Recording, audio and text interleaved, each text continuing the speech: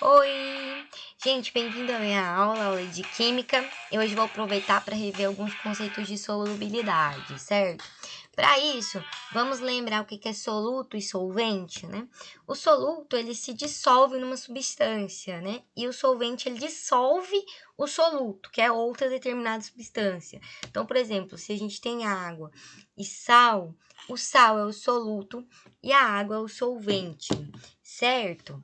Ótimo.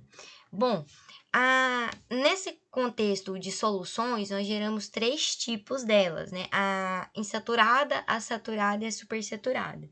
Por exemplo, se eu pego o meu copo de água e ponho só um pouquinho de sal, né?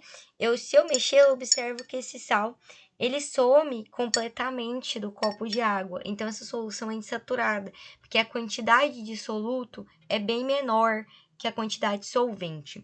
Se eu colocar mais um pouco, vamos pôr um tanto que não gere corpo de fundo, certo? Corpo de fundo é esse excesso, né? Vou pôr mais um pouquinho, misturo, tá? Vamos supor aí que misturou tudinho, tá? Essa solução, quando se tem soluto e solvente de quantidades iguais, ela é saturada, né?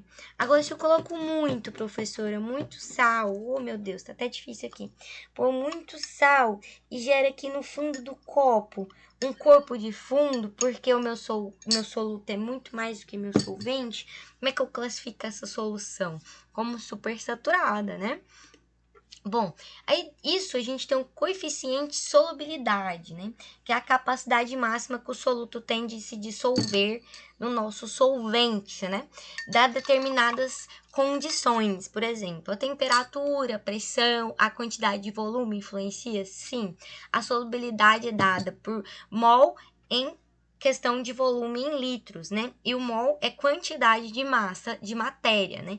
Então, se eu for analisar o sal, que é o meu soluto, em água, ele vai ter com um coeficiente de solubilidade. A minha água aqui está em condições naturais, né?